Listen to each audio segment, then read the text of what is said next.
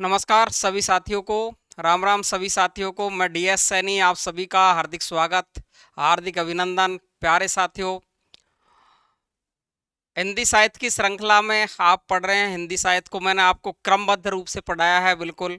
और हिंदी साहित्य आपको इतना सरल लग रहा होगा कि आपको व्याकरण भी पढ़ने का मन नहीं कर रहा होगा। सेम ऐसे कैसे ही काव्य शास्त्र को हम पढ़ने वाले हैं। तो मैं आपका वक्त बचाने के लिए आपको इस तरीके से कुछ वीडियो में लिख करके पढ़ा रहा हूँ, कुछ रिकॉर्डिंग है ना। ऐसे धीरे धीरे हम सारे इतिहास को आपको पढ़ना है, कैसे भी पढ़े, लेकिन आपको अच्छी चीज़ें मिलनी चाहिए। कुल मिला के ये है ना। तो प्यारे दोस्तों, हिंदी साहित्य आपको इतना सरल लग रहा है, लोगों ने भ्रम फैला रखा है हिंदी साहित्य इतना कठिन है, इतना कठिन है। सब जगह आता है, टीजीटी में, पीजीटी में, डीएसएसबी में, केबीएस में, एनवीएस में, सेट में, नेट में, है ना, सब जगह आता है। पता नहीं क्या है ये। अरे कुछ नहीं है, व्याकरण से बहुत सरल है। सबसे सीधा अगर दुनिया का अगर पार्ट है ना तो इतिहास है। अगर मन से पढ़े ना तो व्याकरण में 100 नियम याद करने पड़ेंगे, काव्य शास्त्र को रटना पड़ेगा, पता नहीं कितने उदाहरण कौन सा आ जाए, क्या आ जाए। इसका तो फिक्स है मामला ही, फिक्स है बस। लेकिन अपन ज्यादा से ज्यादा क्या पढ़ ले, मोस्ट से मोस्ट क्या निकाल ले। एक पाठ अगर अपन पढ़ते हैं, एक पेज अपन पढ़ते हैं, तो एक पेज में 5 से 10% निकाल पाते हैं कि भाई यही मोस्ट है, और मैंने उन मोस्टों को लिख दिया है। अब बताओ और क्या चाहिए आपको। तो साथियों, अगर आपको पसंद ही आ रहा है ना वीडियो, तो शेयर करना है, लाइक करना है। लाइक तुम्हारे जच्चे तो करो, नहीं करो, लेकिन शेयर करें, चैनल को आगे बढ़ाने में सहयोग करें साथियों, है ना। और अपने दोस्तों को शेयर करें साथ में ही, है ना। बताएं सबको, जितना भला कर सकते हो आप, उतना ही भला हो सकता है हमारा और आपका सबका। साथियों, हिंदी साहित्य की जो श्रृंखला है, हिंदी साहित्य में आपको पढ़ा रहा हूँ। और हिंदी साहित्य में मैं आपको शुरुआत कर रहा हूँ। आज हिंदी साहित्य के काल विभाजन की शुरुआत करूँगा। और मैं ये काल विभाजन की शुरुआत यहाँ से करूँगा। काल विभाजन की शुरुआत कहाँ से करूँगा? मैं यहाँ से करूँगा। और ये आप पढ़ने वाले हैं काल विभाजन। और काल विभाजन में आप देख रहे हो, सबसे पहले मैंने आपके सामने ये फूल बनाया है। ये क्यों बनाया है? तो मैं चाहता हूं कि आप हिंदी साहित्य में इसी तरीके से इस फूल की तरह खिले रहे। मैं ये चाहता हूं कि हिंदी साहित्य जब पढ़ो तो इस फूल की तरह खिलते रहना, है ना। हिंदी साहित्य पढ़ो तो फूल की तरह खिलते रहना, फूल की तरह खिलते रहना। ठीक है। तो आप देखेंगे फूल की तरह खिलते रहोगे ना, तो निश्चित रूप से खिले चेहरे और खिला मन हमको हर सफलता के द्वार खोलता है। साथियों, हिंदी साहित्य की श्रृंखला में आज अपने पढ़ने जा रहे हैं किस चीज को? हिंदी साहित्य के काल विभाजन को। साथियों, मैं ये काल विभाजन के जो सारे अब तक में जो मैंने आपको इतिहासकार पढ़ाए, यहाँ आपको मैं 2 खंडों में इसको पढ़ाऊंगा, ताकि आपको बहुत सरल तरीके से याद हो जाए। साथियों, सबसे पहले मैं चलूंगा आपके यहाँ पर। देखो, हिंदी साहित्य का काल विभाजन हम पढ़ रहे हैं साथियों। और हिंदी साहित्य के काल विभाजन में आप देख रहे हैं, सबसे पहला जो अपन ने इतिहासकार पढ़ा है वो गारसा द तासी पढ़ा है। लेकिन जब मैंने आपको गारसा द तासी का एतवार देला लिटरेचर हिंदू हिंदुस्तानी जब पढ़ाया था, तो मैंने अंत में ये कहा था आपसे, अंत में लिखा भी था कि इन्होंने काल विभाजन का कोई प्रयास नहीं किया। जिन्होंने वर्णानुक्रम पद्धति को अपनाया, उन्होंने काल विभाजन का कोई प्रयास नहीं किया। देखो, तो अपन यहां क्या लिखोगे? काल विभाजन का कोई प्रयास नहीं किया। काल विभाजन का कोई प्रयास नहीं किया। कोई प्रयास नहीं किया। क्या नहीं किया? कोई प्रयास नहीं किया। और शिव सिंह सेंगर ने वर्णानुक्रम पद्धति को अपनाया, तो काल विभाजन का कोई प्रयास नहीं किया। काल विभाजन का कोई प्रयास नहीं किया।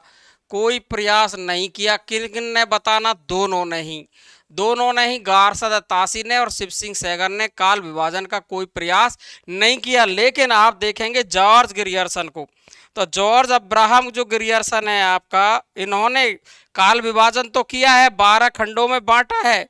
लेकिन आपको पता है 11 अध्याय थे, 12वां खंड वो अमान्य था, है ना। तो इसलिए देखो, जॉर्ज अब्राहम ग्रियर्सन के बारे में आप लिख सकते हो, इन्होंने 11 काल खंड बताए हैं।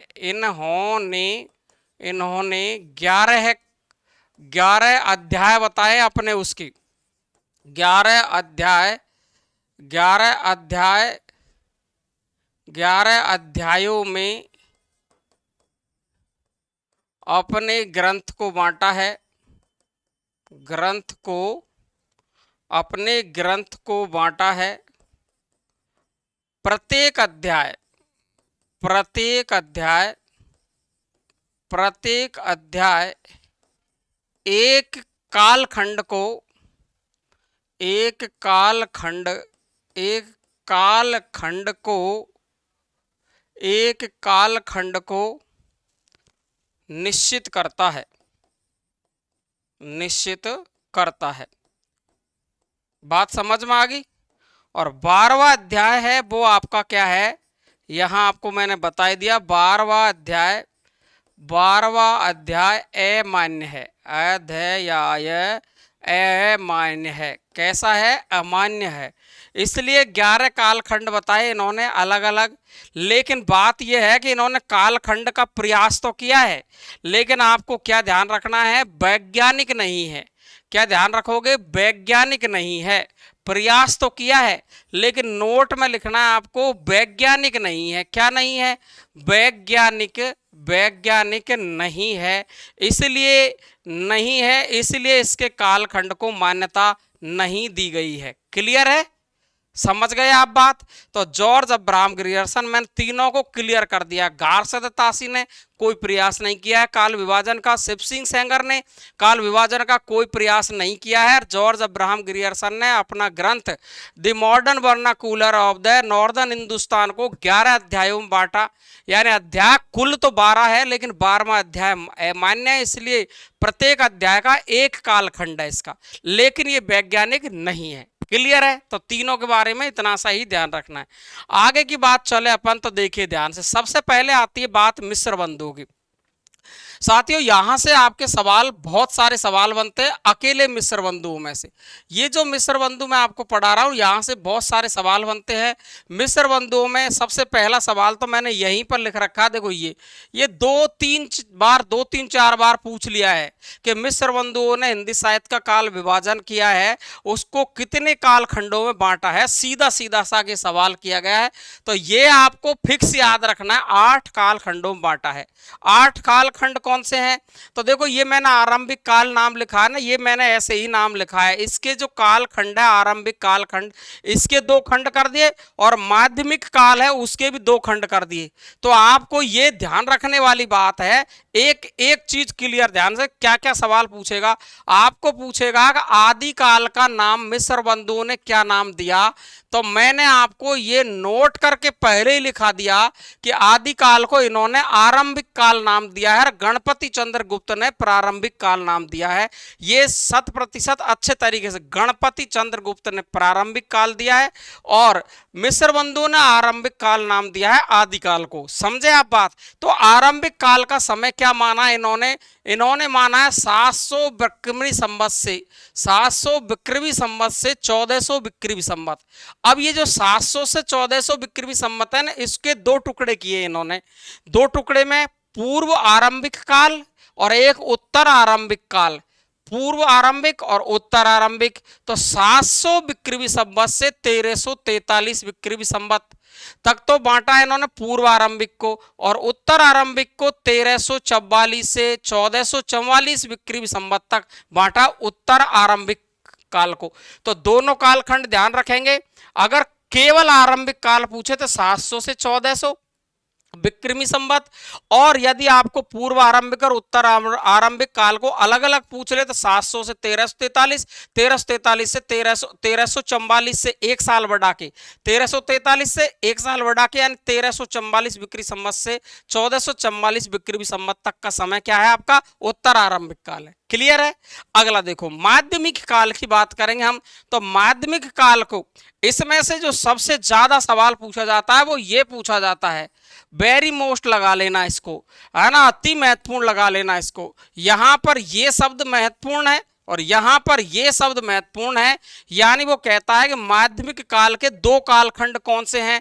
तो जिसमें से एक तो पूर्व माध्यमिक है, तो यहां पूर्व तो यहां भी है, लेकिन यहां उत्तर है, यहां प्रौढ़ नाम दे दिया है उन्होंने, बस ये ध्यान रखेंगे। तो पूर्व और उत्तर तो भाग जो किए हैं वो आरंभिक के किए, माध्यमिक के उन्होंने पूर्व माध्यमिक काल और प्रौढ़ माध्यमिक काल, ये दो नाम अलग दे दिए हैं। एक तो है ही पहले से ये तो, और ये दूसरा नाम दिया है प्रौढ़ माध्यमिक काल, इसका आपको ध्यान रखना है।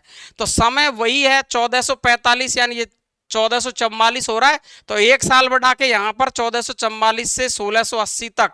यदि पूरा माध्यमिक काल आपसे पूछे, ये आपसे पूछे ना पूरा, तब तो आप देखो ये समय तो आपको अलग से याद रखना, लेकिन टुकड़े याद रखने पड़ेंगे। सीधा ही टुकड़ों पूछता है, आजकल का जो परीक्षक है वो बहुत उस्ताद है, कहीं से भी सवाल बना सकता है, हमको कसर नहीं छोड़नी है। 2 3 बार 4 बार मिश्र बंधुओं के काल को लिखेंगे, याद हो जाएगा बस, है ना।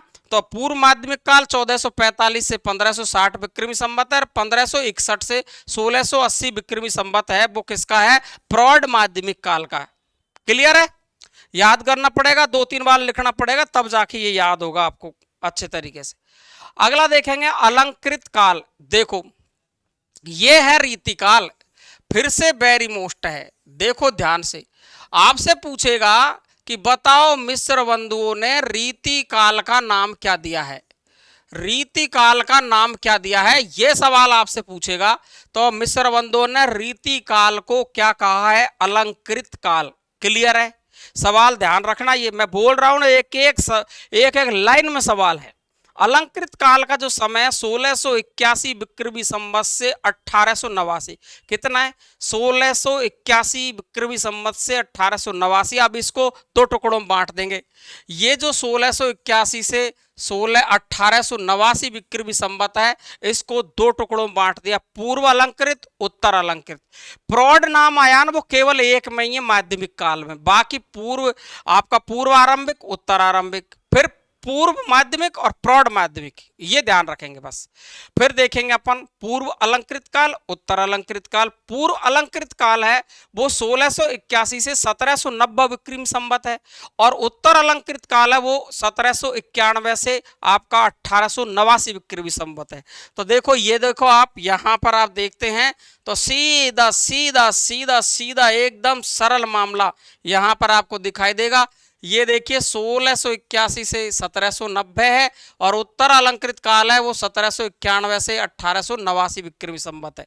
तो मैंने जो 3 कालखंड थे वो तीनों को दो दो भागों में बांटा, यानी 6 कालखंड तो वो हो गए, तीनों के दो दो भाग हो गए, यानी आरंभिक काल के 2, पूर्व आरंभिक उत्तर आरंभिक, माध्यमिक काल के 2, कौन कौन से? पूर्व माध्यमिक और प्रौढ़ माध्यमिक, और अलंकृत काल के 2, पूर्व अलंकृत और उत्तर अलंकृत, यानी 6 भाग तो ये हो गए 6, और एक आपका 7 और एक 8, यानी टोटल 8 भाग है।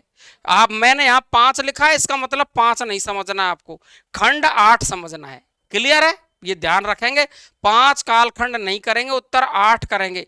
मैंने इनको तोड़ तोड़ के अलग अलग बताया, इसलिए मैंने नंबरिंग कर दिए वहां पे, है ठीक है। तो आपके 6 कालखंड तो यहां तक हो गए, और जो आपका 7वां कालखंड है उसका नाम दिया उन्होंने परिवर्तन काल। परिवर्तन काल का समय बताया 1890 से 1925, और वर्तमान काल को ये कहते हैं 1926 से अब तक। क्लियर है? अब देखो मोस्ट बात क्या है, ये है आपके मिश्र बंधु, ये है आपके मिश्र बंधु, और मोस्ट बात है वो मैंने एक ही जगह पर लिख दी कि मिश्र बंधुओं ने आदिकाल को क्या कहा है, फिर लिख दिया है मैंने, फिर लिख दिया है, और मैं कह रहा हूं अति महत्वपूर्ण है। ये लो मैंने तीनों लिख दिया, अति महत्वपूर्ण, अति महत्वपूर्ण है, अति महत्वपूर्ण है, अति महत्वपूर्ण है, ये ध्यान रखेंगे। आपसे सवाल पूछेगा आदिकाल को क्या कहा है, आरंभिक काल कहा है, रीति काल को क्या कहा है, अलंकृत काल कहा है, लेकिन ये जो वर्तमान काल नाम दिया है ये किसका नाम है? आधुनिक काल का नाम है साथियों। तो आधुनिक काल को मिश्र बंधु ने क्या कहा है? वर्तमान काल। तीनों याद रह जाएंगे, आदिकाल को आरंभिक काल, रीति काल को अलंकृत काल, और आधुनिक काल को क्या कहा है? वर्तमान काल के नाम से पुकारा है। किन्होंने? मिश्र बंधुओं ने। 8 कालखंड आपको ध्यान रखने हैं, ये आपको अच्छे तरीके से ध्यान रखने हैं, इसके कहीं चक्कर में पड़ जाए मैं 8 कालखंड लिख देता हूं, मुझे डर लगता है कि तुम गलत नहीं कर दे यहां से। ये मैं इसको ए में बांट देता हूं, इसको मैं बी में बांट देता हूं, ठीक है, और इसको है ना जो मैं सी में बांट देता हूं, इसको मैं किस में बांट देता हूं, सी में बांट देता हूं, है ना। तो आप ध्यान रखेंगे ये जो कालखंड है ना आपके, ये आपका 7वां कालखंड है और ये आपका 8वां कालखंड है। ये बात आप ध्यान रख लेंगे, गलती नहीं कर देंगे। तो आदिकाल को आरंभिक काल, रीतिकाल को अलंकृत काल और आधुनिक काल को क्या कहा है, वर्तमान काल। क्लियर है ना, अच्छे तरीके से रट लेना, निश्चित रूप से सवाल आता है। अगला देखिए, आचार्य रामचंद्र शुक्ल को बहुत अच्छे तरीके से आपको मैंने पूरी डिटेल से कंप्लीट, ये वहां पर रामचंद्र शुक्ल पढ़ाया था तो भी मैंने पूरा लिखा था, लेकिन ये दो चीज मैंने नहीं लिखी थी, नई चीज आपके लिए ये दो हो जाएगी। अब आचार्य रामचंद्र शुक्ल जब मैंने पढ़ाया था तो आपको जन्म सहित पूरा रामचंद्र शुक्ल को जो मोस्ट बातें थी वो हमने सारी पढ़ी। यानी आचार्य रामचंद्र शुक्ल ने कालखंड कितने विभाजित किए हैं, तो आपका उत्तर आएगा यहाँ पर 4 कालखंड है। 4 कालखंडों में 4 भागों में बांटा है। 4 कालखंड, कितने खंड है, 4। उत्तर ध्यान रखेंगे 4 में बांटा, मिश्र बंधु ने 8 में बांटा है। ध्यान रखेंगे रामचंद्र शुक्ल ने आदिकाल, ये जो आदिकाल है इसका नाम क्या दिया था, वीर गाथा काल। क्या दिया था, वीर गाथा काल। और बाद में हजारी प्रसाद द्विवेदी की प्रेरणा से इसका नाम क्या हो गया था, आदिकाल हो गया था। ठीक है, आदिकाल। और हजारी प्रसाद द्विवेदी ने भी आदिकाल का नाम रखने की जो सलाह ली थी वो रामचंद्र शुक्ल से ली थी आपस में। यानी इन्होंने, रामचंद्र शुक्ल ने तो नाम ग्रहण किया था वो द्विवेदी से, और द्विवेदी ने ये सोचा था, उसके दिमाग में आई कि मैं इसका नाम आदिकाल रख दूं। ये सलाह किससे ली थी, शुक्ल से। आपस में ध्यान रखेंगे ये। तो वीर गाथा काल का आदिकाल, ये आदिकाल नाम ग्रहण किया है। तो वीर गाथा काल का समय सबको पता है शुक्ल का, तो कि 1050 से 1350, 1375 विक्रमी संवत है। लेकिन ये ध्यान रखेंगे, है ना, 1375 से 1700, 1700 से 1900, 1900 से 1984 या अब तक हम कह सकते हैं। लेकिन खास क्या रहा इसमें, खास ये रहा कि इन्होंने वीर गाथा काल के 2 भाग बांटे। वीर गाथा काल में अपभ्रंश काल, इसे ही प्राकृताभास काल कहा है इन्होंने। ये सवाल कितनी बार परीक्षा में पूछ लिया गया है कि वीर गाथा काल को या आदि काल को प्राकृताभास काल किसने कहा है, अपभ्रंश काल किसने कहा है, आचार्य रामचंद्र शुक्ल। सवाल तो यहाँ है, सवाल तो यहां छुप रहा है मेरे राजाओं, है ना। तो देखो वीर गाथा काल है ना, इसके अपभ्रंश काल या प्राकृताभास काल, और ये दूसरा पॉइंट था इसका दूसरा भाग, उसे कहा था इन्होंने वीर गाथा, तब इसका नाम पड़ा था वीर गाथा। समझे आप। तो प्राकृताभास काल है, इसका समय 1050 से तो शुरू माना ही है इतिहास को, और 1200 विक्रमी संवत तक तो माना है इन्होंने प्राकृताभास, और वीर गाथा काल का समय माना ना। ये देखो, ये सवाल पूछ सकता है आपको कि वीर गाथा काल का, प्रमुख रूप से वीर गाथा काल का जो समय है वो 1200 विक्रमी संवत से 1375 विक्रमी संवत है। क्लियर है। चलू, अगर आपको पूछ ले ईस्वी में तो 57 वर्ष का अंतर ध्यान रखना है आपको, 57 वर्ष बढ़ा देना है। क्लियर। तो चलो, पूर्व माध्यमिक, पूर्व मध्यकाल, भक्तिकाल। पूर्व मध्यकाल है, भक्तिकाल है। तो देखो, पूर्व मध्यकाल, भक्तिकाल, तो ये आपका भक्तिकाल का समय 1375 से 1700 विक्रमी संवत है। उत्तर मध्यकाल है, उसको रीतिकाल कहा है, तो रीतिकाल का 1700 से 1900 विक्रमी संवत है। और गद्यकाल को आधुनिक काल का नाम गद्यकाल रखा है इन्होंने, तो वो है आपका 1900 से 1984 विक्रमी संवत, या अब तक की बात करें। ये था आचार्य रामचंद्र शुक्ल का काल विभाजन। क्लियर है, कर लोगे याद सब, बिल्कुल नॉर्मल है। अब देखिए ध्यान से, अब खास बात है ना वो अब आ रही है। अब तक तो तुमने पढ़ ला ना, ये तो इतना सा तो पढ़ ही रखा है, हो सकता है आपने आगे पढ़ रखा हो, लेकिन मैं आपको कुछ और बताना चाहता हूं, वो देखेंगे। आचार्य शुक्ल का काल विभाजन हमने देख लिया। अब देखो शुक्ल जी की खास बातें। आधुनिक काल था इनका, जिसको इन्होंने गद्य काल नाम दिया। ये जो इन्होंने गद्य काल नाम दिया ना, आधुनिक काल, इस आधुनिक काल के इन्होंने पुनः 3 भेद कर दिए। ये ध्यान रखनी है बात, कितने भेद कर दिए, 3 भेद। आधुनिक काल को कितने भागों में बांटा, ऐसे ही पूछ लेगा सवाल। आधुनिक काल के 3 भाग है, प्रथम उत्थान काल, द्वितीय उत्थान काल, तृतीय उत्थान काल। ले प्रथम उत्थान काल है उसका नाम दिया इन्होंने भारतेंदु युग, द्वितीय उत्थान काल का नाम दिया इन्होंने द्विवेदी युग, और तृतीय उत्थान काल का इन्होंने कोई नाम दिया ही नहीं, यहीं पर छोड़ दिया। तो ये आधुनिक काल के कितने भाग याद रखेंगे अपन? 3 भाग। क्लियर है। और दोहरे नामकरण की पद्धति को अपनाया, वो किसने अपनाया? शुक्ल, पहले ही पढ़ लिया। और अब भ्रंश के कवियों को शामिल नहीं किया इसमें।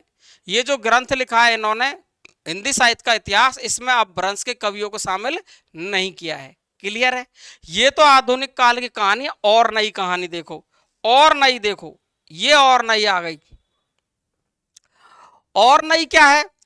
शुक्ल जी द्वारा भक्ति काल को फिर से 4 भागों में बांटा। वो तो मैंने बताया आधुनिक काल, क्योंकि नीचे नीचे आधुनिक काल आ रहा था, तो मैंने हाथों हाथ आधुनिक काल को क्लियर कर दिया। और ये भक्ति काल को पुनः 4 भागों में बांटते हैं।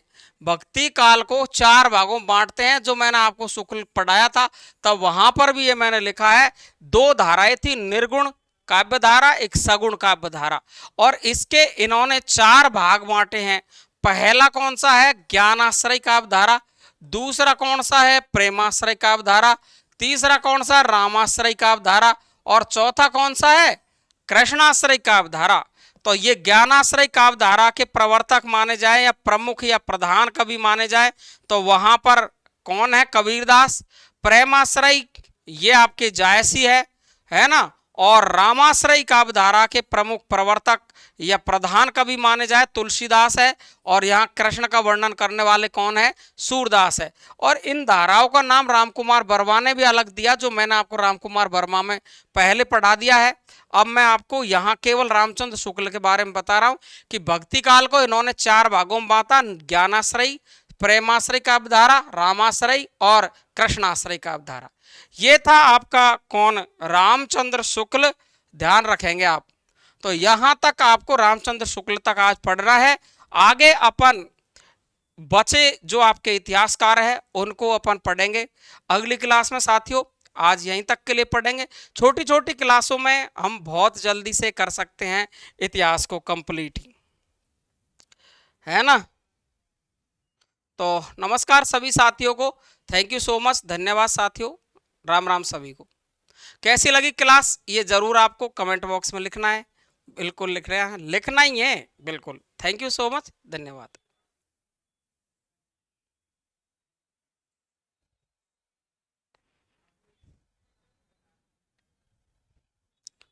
अच्छा भाई, टेक्निकल क्लास जो कह रही सर इसको इसमें ही पढ़ा दो आप, 2 भागों मत करो। चलो आगे बढ़ते हैं अपन।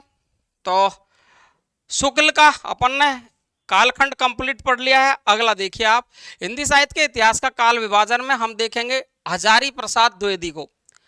तो देखिए हजारी प्रसाद जो द्विवेदी है आपके, हजारी प्रसाद द्विवेदी है, वो इन्होंने कितने कालखंडों में बांटा है? तो आपको सभी को पता है हजारी प्रसाद द्विवेदी ने कितने कालखंड बताए हैं? वही 4 कालखंड। 4 कालखंड, कालखंड 4 कालखंड। तो 4 कालखंड वो कौन से हैं? तो वो तो सबको पता है, सीधा है, एकदम सरल है। आदिकाल, भक्तिकाल, रीतिकाल और आधुनिक काल। और इसका समय भी बहुत सीधा है, इसको कोई भी याद रख लेता है। लेकिन ईस्वी में याद रखना है, रामचंद्र शुक्ल का विक्रमी संवत में याद रखना है। 1000 ईस्वी से 1400 ईस्वी। क्लियर है। भक्ति काल का 1400 से 1600 और रीतिकाल 1600 से 1800। आधुनिक काल का 1800 1952 या अब तक कह सकते हैं अपन। क्या कह सकते हैं अपन? अब तक कह सकते हैं, अब तक। और आप डेट देखें तो 1952 तक बताया। और आचार्य शुक्ल के वीर गाथा काल का नाम क्या दिया इन्होंने? आदिकाल। बिल्कुल इतना सीधा है हजारी प्रसाद द्विवेदी। तो ये थे डॉक्टर हजारी प्रसाद द्विवेदी, जिनके 4 कालखंड है, आदिकाल, भक्तिकाल, रीतिकाल, आधुनिक काल। आदिकाल का समय 1000 ईस्वी से 1400 ईस्वी है। भक्तिकाल का 1400 से 1600, रीतिकाल का 1600 से 1800 और आधुनिक काल का 1800 से 1952 ईस्वी तक माना है। क्लियर है सभी को? चलो आगे चलते हैं अपन डॉक्टर रामकुमार वर्मा पर। देखो यहां पर पहला सवाल बनता है इसका, ये बनता है मोस्ट इंपॉर्टेंट कि इन्होंने कितने कालखंडों में अपने इतिहास को माना है। और मैं आपको फिर से बता देता हूं कि ये अति महत्वपूर्ण है, वेरी वेरी मोस्ट है। मैंने कह दिया आपसे, बार बार पूछा जाता है कि आदिकाल को संधि चारण काल नाम किसने दिया? ये आदिकाल है आपका, ये आदिकाल है, ध्यान रखेंगे। कौन सा काल है? ये आदिकाल है। तो आपसे पूछ लेगा सवाल कि आदिकाल को संधि चारण काल, अगर आपसे पूछे कि चारण काल किसने कहा, केवल चारण काल, तो करेंगे आप जॉर्ज अब्राहम ग्रियर्सन। ये ग्रेड फर्स्ट में आया है पिछली में, जॉर्ज अब्राहम ग्रियर्सन करेंगे। चारण काल पूछे और जॉर्ज अब्राहम ग्रियर्सन विकल्प में नहीं है तो फिर आप क्या करेंगे? राम कुमार वर्मा, है ना। लेकिन दोनों नाम मिले आ गए कि संधि चारण काल नाम किसने दिया है आदिकाल का? डॉक्टर राम कुमार वर्मा। इन्होंने संधि काल और चारण काल दो भागों में बांटा है। तो संधि काल का जो समय माना है वो 750 विक्रमी संवत से 1000। देखो इसका ये जो समय है, ये जो मैं लगा रहा हूं ना, ये मोस्ट है। सवाल पूछ लिया जाता है बार बार में कि डॉक्टर राम कुमार वर्मा ने हिंदी साहित्य के इतिहास को कहां से प्रारंभ माना है, तो 750 विक्रमी संवत। जैसे आपको मैं अभी रामचंद्र शुक्ल को पढ़ाया आपको 1050, तो 1050 में से आप 57 घटाओ तो कितना घटेगा बताओ? 10 में 7 गए तो 3, और यहां आपके 14 में 5 9, और यहां 9, 993। ये तो था विक्रमी संवत उनका, और ये था इनका ईसवी, यानी 70 साल आगे चलता है विक्रमी संवत। तो आपका यहां जवाब क्या हुआ? 993 ईसवी, अगर ईसवी में पूछे तो। इसी प्रकार से अगर ईसवी में पूछे तो 57 वर्ष घट जाएंगे। क्लियर हुई? तो देखो संधि काल कहां से कहां तक है? 750 विक्रमी संवत से 1000। और ये पूछा गया सवाल कि राम कुमार वर्मा ने हिंदी साहित्य के इतिहास का प्रारंभ कहां से माना है, तो 750 विक्रमी संवत से। एक बार गणपति चंद्र गुप्त का भी पूछा था 1184 ईस्वी से, और इन्होंने विक्रमी संवत से। 750 विक्रमी संवत से 1000, और चारण काल का समय मानते हैं 1000 से 1350।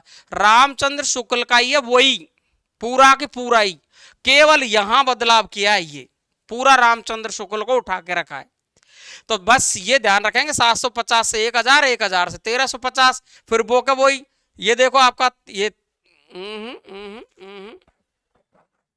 1350 नहीं 1375 है।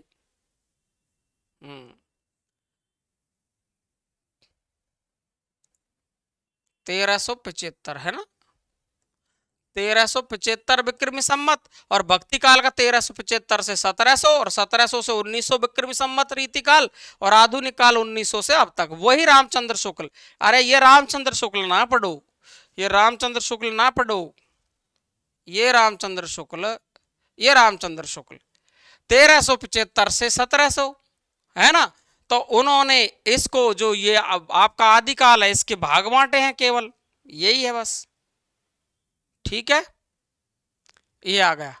तो देखिए संधि काल 750 से 1000, 1000 से विक्रमी से 1375 विक्रमी संवत तक चारण काल है। संधि चारण काल नाम दिया राम कुमार वर्मा ने।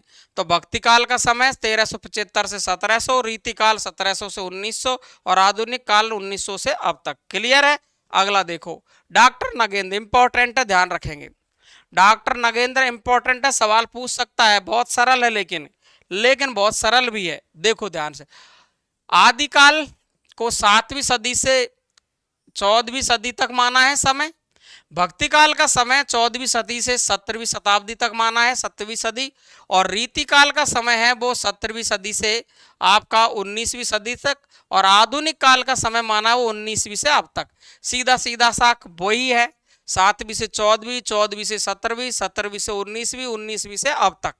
आदिकाल 7वीं से 14वीं, भक्ति काल 14वीं से 17वीं, और रीति काल है 17वीं से 19वीं सदी तक, और आधुनिक काल है 19वीं से अब तक। क्लियर है? आधुनिक काल के इन्होंने फिर से खंड किए हैं, ये देखो आधुनिक काल है ये, इसके फिर से काल खंड कर दिए इन्होंने। और ये आपको ध्यान रखना जरूरी है, वेरी मोस्ट है, यहां से सवाल आपका आ सकता है। पुनर्जागरण काल, जागरण सुधार काल, छायावाद काल और छायावादोत्तर काल। तो पुनर्जागरण काल का नाम इन्होंने क्या दिया है? ये दिया है, क्या दिया है बताओ? भारतेंदु युग। और जागरण सुधार इसका नाम दिया है द्विवेदी युग। और छायावाद काल में आते हैं प्रसाद पंत, निराला, महादेवी वर्मा। और जो छायावादोत्तर काल है, छायावाद के काल का काल है, वो जाना जाता है प्रगतिवाद और प्रयोगवाद के नाम से। तो 1938 से 1953 तक है, सॉरी 43 तक है, वो तो प्रगतिवाद है, और प्रयोगवाद का 1943 से 1953 तक का समय है। तो ये समय भी आप ध्यान रखेंगे। भारतेंदु युग का समय माना 1857 से 1900, 1857 से कितना माना है 1900, 1857 से 1900 ईस्वी है, ध्यान रखेंगे। और द्विवेदी युग का 1900 से 1918 है। प्रसाद पंत निराला यानी छायावाद काल है, वो 1918 से 1938 है। और छायावादोत्तर काल का मतलब 38 से 53 तक, जिसमें प्रगतिवाद 38 से 43 तक है और प्रयोगवाद 43 से 53 तक है। तो ये आपको अति महत्वपूर्ण है, याद रखना है अच्छे तरीके से। क्लियर है? तो नगेंद्र को यदि आपसे पूछे तो आदिकाल, भक्तिकाल, रीतिकाल, आधुनिक काल का समय फिक्स है। 7वीं से 14वीं, 14वीं से 17वीं और 17वीं से 19वीं और 19वीं से अब तक। आधुनिक काल के भाग देखें अपन तो पुनर्जागरण फिर जागरण। अरे पहले तो पुनर्जागरण कर दो फिर जागरण कर दो, पुनर्जागरण कर दो फिर जागरण कर दो। पुनर्जागरण का नाम भारतेंदु युग है, जागरण का नाम द्विवेदी युग है, फिर छायावाद और छायावाद उत्तर काल। क्लियर है?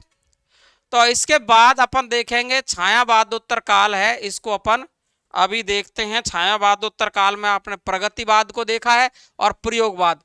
प्रगतिवाद का जो समय है 1938 से 43 है, और आपका जो प्रगतिवाद के बाद में प्रयोगवाद है उनका आपका यहां सीधा 43 से 53 तक है। क्लियर है? चले, यह था आपका नगेंद्र। और अब बात करें अपन गणपति चंद्र गुप्त की। गणपति चंद्र गुप्त है, ये देखिए मैंने यहां पर आपको निश्चित रूप से पहले से ही मोस्ट लगा रखा है। प्रारंभिक काल, ये नाम किसने दिया है आधुनिक उसका आदिकाल का? तो गणपति चंद्र गुप्त ने। और इतिहास की जो शुरुआत मानते हैं वो 1184 ईस्वी से सवाल पूछा गया है। तो गणपति चंद्र गुप्त है 1184 से 1350 ईस्वी मानते हैं।